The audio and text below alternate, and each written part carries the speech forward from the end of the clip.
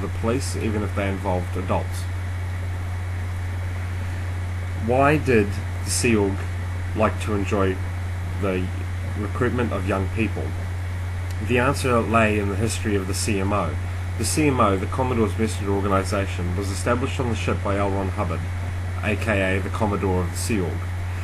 Young children provided a very unique perspective. One, they were easily taught, easily trained, and could easily be made to worship or deify a senior authority or person. When they saw the horrors of the sea organisation, such as heavy ethics and justice, it wasn't hard to convince a person to join the CMO.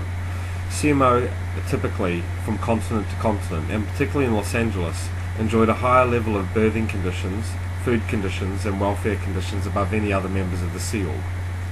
Also, being children, they would naturally have a fear of adults. Being in the CMO was of a great advantage because here they were made authoritative and given total authority over all other Sea Org members. This gave them the authority they needed to feel protected. Also, love bombing, a commonly documented technique in cults, was very prevalent in the CMO. CMO ate away from the rest of the Sea Org, we birthed away from the rest of the Sea Org, and we had our own separate quarters, our own separate musters and conditions. Such an environment was very conducive to young children. As an example, in the Commodore's Messenger Organisation in Los Angeles at the Hollywood Guarantee Building, very few messengers were over the age of 18. This created a good, unique environment for children to thrive in, where they felt they were part of a similar group of people. Policies in the Sea Org that allowed us to bring children in at such an early age did not exist. Simply, what existed was the desire to have Sea Org members. I recruited public Scientologists as young as 15 years of age to come into the Sea Org and join the CMO. Why did the parents permit this? The parents permitted this because, primarily, they knew that if their children joined an organisation such as Bridge Publications Incorporated or Celebrity Centre International, they would receive some form of status and better treatment than the average Sea Org member. However, allowing them to the CMO offered their children a very unique chance to be part of a more elite group. Also within the CMO, we provided and guaranteed education to our children. However, none of this was ever delivered.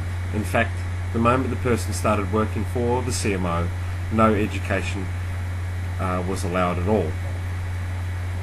However, we had a legal responsibility in regards to allowing children to be educated.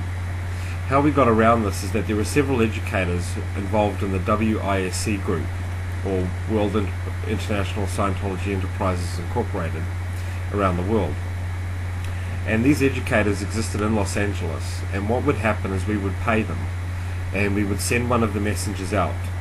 And what they would do is what was known as a pre-examination, where they were actually given the actual exam required to pass the legal requirements.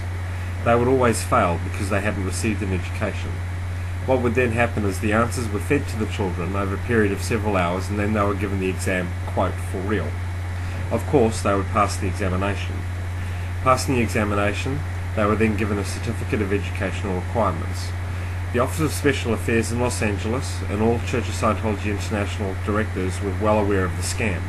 However, legally it couldn't be rebuffed, as the parents of Scientologists would not refute that this had actually happened, and they would stand by their children and say they had received an education even when they had not.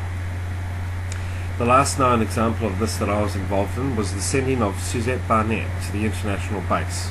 Her mother, a prominent Scientologist out in the field, condoned and accepted her daughter to go through illegal certification of her educational requirements in order to facilitate her daughter rising through the ranks of Scientology. I want to outline to the politicians and the media that may be listening to this audio presentation the severe results of our actions. The result of these actions resulted in children that no longer pursued sports, no longer pursued arts, crafts, or any other form of career, and as a result the children grew up without having any other options in their life other than to pursue careers within the Sea organisation. In particular, children that had grown up in the cadet organisation were literally condemned to a life within the Sea Org regardless of what they wanted, because their parents were in it and they hadn't known anything their entire lives. Children that were recruited publicly and then put into the CMO had a second option. If they did leave the Sea organisation, they could hypothetically get another career. However, if years had passed between these dates, they were now young adults and would no longer qualify to go through standard educational lines. This is one of the reasons why parents of Sea Org members, particularly young Sea Org members, often assist and keep their children within the Sea Org after this and once they decide to leave. It is because they know that they can't particularly have much of a career outside of the Sea Org. I have provided this very brief information as a guide to others out there about just how many children were involved in this in Los Angeles and the ages of those children. There isn't a single person I have named that cannot be contacted and have verified through their personnel records that they were in fact in the Sea Org at too early of an age. Such staff members such as Adam Modris and Zane Hollingsworth are clear examples, including Tyrone Webb, of people being allowed in at far too early of an age.